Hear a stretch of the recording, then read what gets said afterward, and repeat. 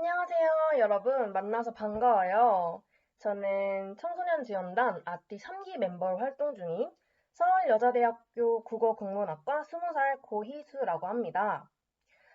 먼저 아띠라는 단체의 소개를 드리자면, 아띠는 친한 친구라는 뜻을 가진 순우리 말이에요. 말이 정말 예쁘죠? 아띠는 여러분들과 같은 청소년들에게 친한 친구처럼 진로 고민도 같이 해주고 또 다른 여러 부분에서 도움을 주고자 하는 대학생들이 모여있는 청소년 지원 단체입니다. 네, 간단히 소개는 끝났고요.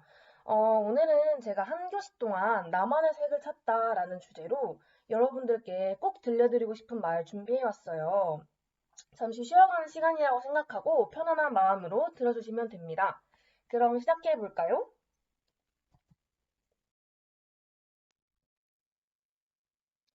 먼저 목차를 간단히 설명하자면 크게 세 가지의 주제로 이야기를 해볼 거예요. 첫 번째, 나는 어떤 사람일까? 두 번째로, 꿈이 없어도 괜찮아? 그리고 세 번째로, 자존감과 자신감, 그리고 꿈을 찾는 방법에 대해서 이야기를 드릴 거예요. 이거 세 가지 모두 여러분의 진로 선택 또는 진로 고민에 도움이 되는 부분이라고 생각을 해서 가져와 보았고요. 저 또한 진로를 선택할 때 이와 같은 방법으로 선택을 했기 때문에 제 경험에서 우러나온 것들이기도 합니다. 여러분들께 꼭 도움이 됐으면 좋겠네요. 자, 그러면 이제 본론으로 들어가서 나는 어떤 사람일까에 대해서 이야기를 해볼게요.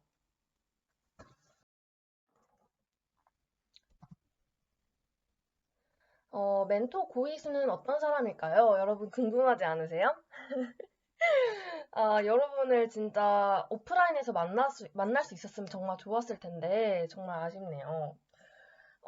저는 초등학교 때는 동물을 너무너무 좋아했어요. 그래서 막 그 옷 같은 것도 스누피가 그려진 옷을 많이 입고 다녔고, 고슴도치를 키웠어요. 저기 오른쪽 하단에 고슴도치 사진 보이시죠? 그래서 꿈이 사육사나 수의사 같은 그런 동물에 관련된 꿈을 그냥 막연하게 키웠던 것 같아요. 뭐 잘하고 좋아하고 이런 거 상관없이 그냥 나는 커서 사육사나 수의사가 돼야겠다 이런 생각을 갖고 지냈던 초등학교 시절이었습니다.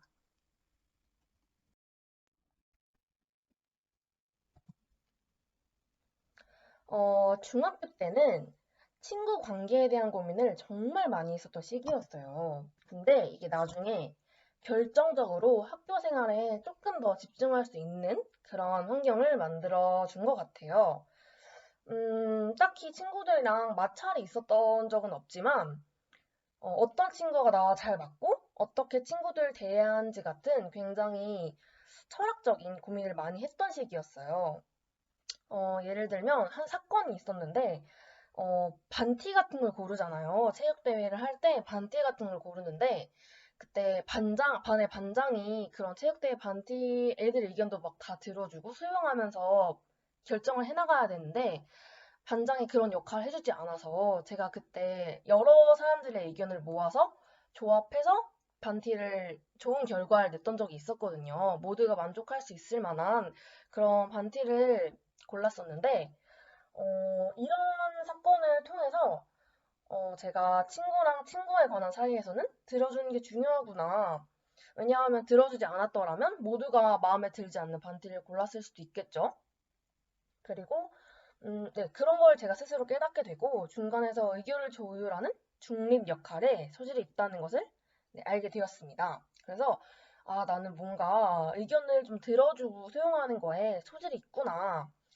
그리고 그걸 또 좋아하는구나 라는 생각을 하게 되어서 그쪽으로 진로를 정해야 되겠다고 마음을 먹었어요.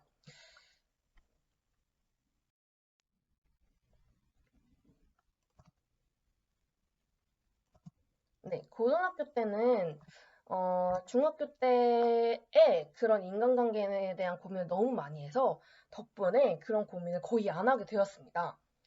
되게 철학적인 삶을 살았기 때문에 중학교 때. 그래서 이렇게 친구 관계에 대해서 경험하고 고민하고 이랬던 것들이 고등학교 때 불필요한 감정 소모를 줄여줬고 그리고 다른 공부나 활동들에 더욱 집중할 수 있게 된 계기가 되었어요. 고등학교 때는 진짜 성격이 완전 바뀌어서 중학교 때보다 조금 더 활동을 많이 하고 경험을 많이 하려고 노력했어요. 음, 제가 했던 활동들 중에 하나는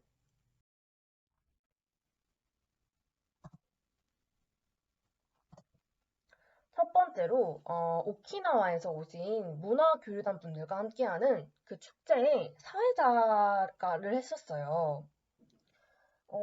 사람들이 정말 많았고 대본도 다 작성하고 다 외워가지고 해야 되는 엄청 떨리는 사회였는데 전 정말 제가 못할 거라고 생각했거든요. 처음부터 이걸 하겠다고 하지도 않았었고 그냥 우연히 친구가 너 해볼래? 해가지고 어쩔 수 없이 하게 된 경험이었는데 이게 근데 결론적으로 제가 말을 조금 더 자신감 있게 많은 사람들 앞에서 할 수 있게 되는 그런 예상치 못한 디딤돌이 되어준 활동입니다. 이때를 계기로 뭔가 좀 많은 사람들 앞에 나서고 리더십 있게 뭔가를 하는 활동들을 많이 했던 것 같아요. 또 하나의 활동은 반장, 부반장 활동인데요. 중학교 때 그 반띠를 정하면서 아이들 말을 들어주고 중재하는 역할을 잘 맡는다는 것을 알게 됐고, 동시에 책임감을 느끼는 직책을 맡는 게 되게 뿌듯하고 흥미롭다고 생각을 했어요. 그래서 저의 이런 장점들을 살려서 반장, 부반장에서 리더십을 발휘해서 네, 반 친구들과 좋은 추억을 많이 쌓았던 것 같습니다. 사실 처음부터 잘하는 사람은 없죠. 이 반장, 부반장도 되게 하면서 물론 실패했던 경험도 많고 재미있었던 경험도 많아요. 하지만 그런 걸 토대로 제가 또 누구인지 한 걸음 더 알 수 있게 되는 계기가 되었습니다.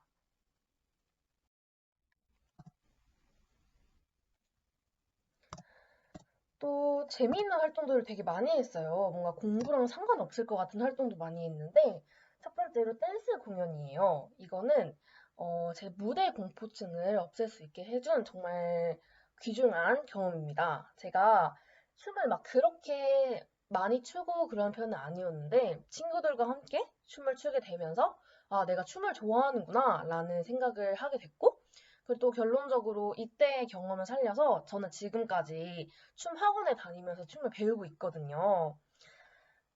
네. 그리고 토크쇼라는 활동을 했었어요. 제가 진짜 역대급으로 떨린 날이었는데 전교생이 강당에 다 모여가지고 막 연애 사연도 받고 진로 고민도 받고 이러면서 라디오 형식으로 그걸 읽어주는 활동이었거든요. 동아리 활동이었는데 와 이때 진짜 너무 떨리고 전교생이 다 저를 보고 있다고 생각하니까 너무 떨렸습니다. 그리고 자극적인 뮤비가 청소년에게 미치는 영향이라는 논문을 썼는데 이게 진짜 아픈 기억이 많아요. 11개월 동안 논문을 썼는데 결국에는 대회에서 떨어졌거든요. 제가 고등학교 때 가장 실패했던 경험이라고 할 수 있는 그런 경험인데 덕분에 논문 지금 저는 대학생이니까 논문 같은 거를 다른 논문을 참고해서 찾아볼 수 있는 그런 경험을 쌓았고 또 긴 레포트 같은 거를 잘 쓸 수 있는 능력을 얻었습니다. 이 경험을 통해서. 그리고 이거는 진짜 재밌는 활동이었어요. 편의점 음식 탐방 동아리를 했는데 선생님들도 너 왜 그런 걸 하냐? 공부에 관련 없는 거는 하지 마라. 이런 식으로 말리신 게 아니라 그래 너가 하고 싶으면 해라. 또 이런 걸 통해서 배우는 게 있지 않겠냐라는 말씀을 많이 해주셔서 친구들을 모아서 편의점에서 막 와사비 라면 같은 거 있잖아요. 그런 거를 사서 막 이제 리뷰하고 친구들한테도 다 의견을 공유하는 그런 재미있는 동아리 활동을 했었습니다.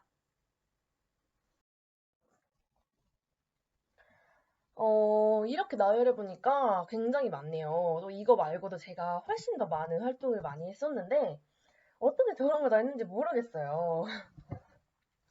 근데 여기까지 제가 이렇게 어떤 사람인지에 대해서 얘기를 해본 이유, 그리고 학년이 올라갈수록 어떤 방식으로 좋아하는 걸 찾았는지, 그리고 이런 경험을 통해서 뭘 느꼈는지 말씀드린 이유는 여러분도 여러분 스스로 이렇게 자기 자신이 어떤 사람인지 알았으면 좋겠다라는 바람을 가지고 말씀을 드린 거예요. 진짜 다양한 활동을 통해서 나를 알아가는 것만큼 중요한 게 없거든요. 저도 이렇게 다양한 활동을 통해서 저 자신을 알아갔고, 또 이런 활동을 통해서 제가 춤을 통해서 스트레스를 푸는 방법도 알았고, 또 제가 리더십이 있다는 것도 알았고, 어떤 분야를 좋아하고 잘하는지도 알았어요. 그래서 이렇게 한 활동을 할 때마다 저를 찾을 수 있었고, 제가 더 다채로운 사람이라는 것을 느꼈습니다. 여기까지가 제 자기소개라고 할 수 있겠고요. 네. 진짜 나를 찾는 방법. 이게 진짜 여러분들께 제가 꼭 말씀드리고 싶은 주제예요. 여러분은 학생이지만 학생이라는 게 여러분의 전부를 차지하는 건 아니에요. 그쵸? 여러분이 학생으로서 해야 할 것은 공부이지만 그게 여러분이 꼭 해야 할 것의 전부는 아니에요. 저는 여러분 자신이 어떤 사람이고 뭘 좋아하고 뭘 싫어하는지 반드시 알 필요가 있다고 생각합니다. 또 그러기 위해서는 여러분들의 경험을 정말 많이 해야 해요. 그게 여러분이 어떤 사람이 되고 싶은지 알게 해주는 가장 중요한 요소고 미래의 나를 구체적으로 그릴 수 있게 해줍니다. 어떤 사람이 되고 싶다고 미래를 구체적으로 그리는 건 여러분이 흔들릴 때마다 여러분이 누구인지 일깨워주고 올바른 방향으로 나아갈 수 있게 해주는 그런 열쇠가 될 거예요. 그러니까 정리하자면 자신이 누구인지 나다운 게 뭔지 정확하게 아는 건 정말 정말 중요하고 나부터 잘 알아야 내가 가야 할 방향을 찾을 수 있다. 이게 결론이라고 할 수 있겠습니다. 네, 그러면 이제 진로와 관련된 이야기를 해볼게요. 여러분들이 자신의 꿈이 명확하게 있는 분들도 계시고, 없는 분들도 계실 거예요. 제 지금 꿈을 먼저 말씀을 드릴게요. 제가 아까 국어 국문학과라고 했죠? 제 첫 번째 꿈은 중고등학교 교사가 되는 거예요. 하지만 동시에 세계 최고의 뮤지컬 감독이 되고 싶어요. 되게 뜬금없죠? 또 사람들을 많이 만나는 무역회사의 CEO가 되는 것도 꿈이에요. 이 세 직업은 전혀 공통점이 없어 보이지만 하나의 공통점이 있어요. 바로 선한 영향력을 주고 싶다는 공통점이 있습니다. 선생님이 되면 아이들을 바르고 건강한 생각을 가지고 자랄 수 있게 도와줄 수 있고 뮤지컬 감독이 되면 사람들에게 깊은 울림을 주는 작품을 선보이면서 감정의 정화를 이끌어낼 수도 있고 또 무역회사의 CEO가 되면 식량이나 구급품들을 어려운 나라들한테 보급을 하면서 또 그 사람들을 물리적으로 도와줄 수도 있겠죠. 전혀 연관성이 없어 보이는 직업들이지만 선한 영향력을 주고자 하는 제 마음속의 신념에 따르면 저는 셋 모두 될 수가 있습니다.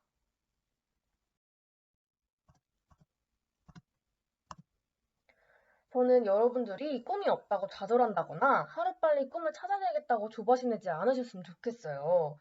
어떻게 보면 진짜 지금 여러분들이 꿈이 없는 게 당연할 수도 있어요. 왜냐면 여러분은 아직 경험한 게 적고 정확히 자신이 뭘 잘하는지 파악을 못했으니까요.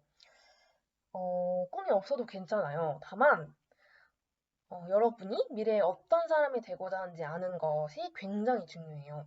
그런 생각이 없으면 흘러가는 시간 속에서 그래서 수동적으로 남들이 하는 대로 따라갈 확률이 굉장히 커요.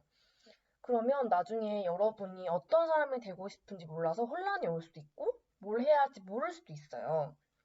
여러분 스스로가 어떤 사람이 되고 싶은지 깊게 생각하고 그 길을 따라 걷다 보면 언젠가는 여러분이 되고자 하는 사람이 되어 있을 거고 또 그에 따른 멋진 직업을 자연스럽게 가지게 될 거예요.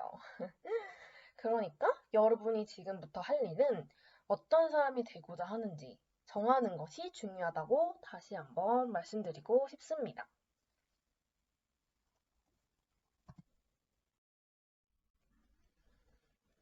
네, 마지막으로 자신감과 자존감을 높이는 법, 그리고 꿈을 찾는 방법에 대해서 말씀을 드릴 건데요.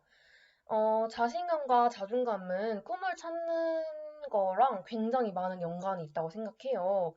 왜냐하면 자신감과 자존감이 있어야 자기가 정말 누군지 알 수 있거든요. 먼저 자존감이란 무엇일까요?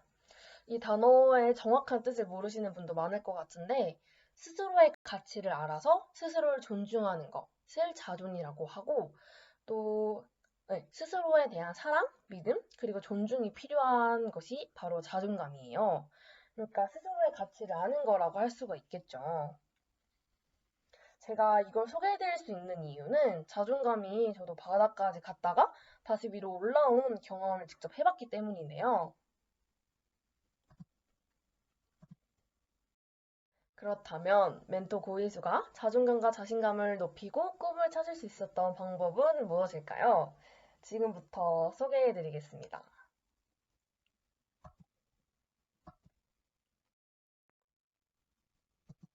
첫 번째로는 많이 경험했다는 거예요. 저는 정말 중학교 때와 고등학교 때 성격이 굉장히 달랐는데 경험을 통해서 제가 뭔가 잘하는 것을 찾고 이러면서 성격이 지금은 굉장히 활발하고 많이 도전하려고 하는 성격으로 바뀌었어요. 예를 하나 들어보자면 저는 옛날에 뭔가를 해내고자 하는 욕심이 굉장히 많아서 다른 사람들한테 일을 안 맡기고 뭐든지 제가 다 해결하려는 경향이 되게 강했어요. 그때 제가 고등학교 2학년 때 뭐 연합동아리 부회장, 토론동아리 회장, 교육동아리 부회장 이런 걸 되게 많이 했었는데 친구들한테 도움을 요청하지 않아서 막 선생님들께 결제도 제대로 못 올리고 혼나고 막 그랬었거든요. 그때 일을 계기로 되게 큰 교훈을 얻었는데 어, 제가 정말 많은 일이라고 기피하거나 다른 친구들한테 책임을 떠맡기고 나 몰라라 했으면 이런 교훈을 배울 수 없었다는 생각이 듭니다. 뭔가 모든 것을 혼자 짊어지려고 하지 말 것, 또 내가 할 수 있는 것들 밖의 것은 약속하지 말 것이라는 그런 귀중한 교훈을 얻었어요. 이런 실패했던 경험이 낭비라고 생각할 수 있지만 낭비되는 건 없더라고요. 뭐 어떤 경험들은 아직 쓰이지 않았을 수도 있는데 언젠가는 그런 재능과 경험도 분명히 쓰일 거예요.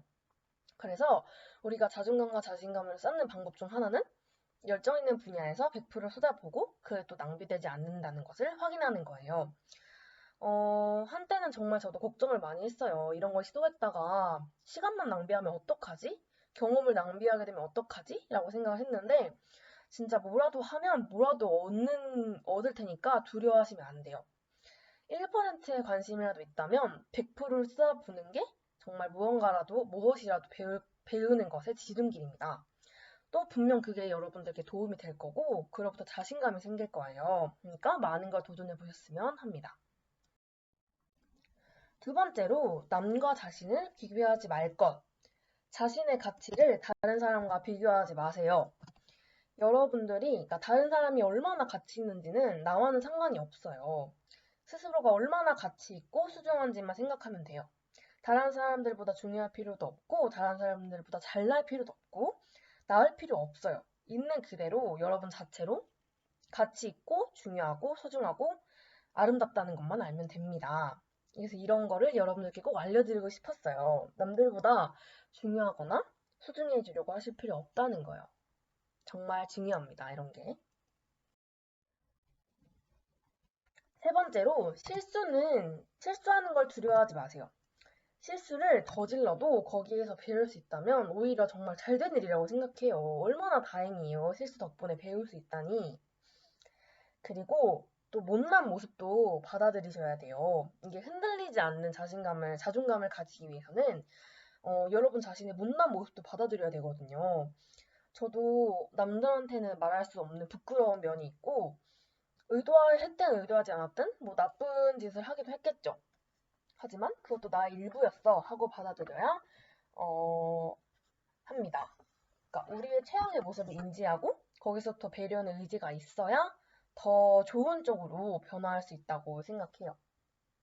또 과정에서의 실패는 여러분의 실패가 아니니까 정말 앞으로 여러분들이 정말 무수히 많은 경험을 하고 어쩌면 앞으로 실패를 겪을 수도 있겠지만 그 모든 게 값지다고 생각하고 배울 점을 찾는다면 한층 더 발전한 여러분이 될 수가 있겠죠.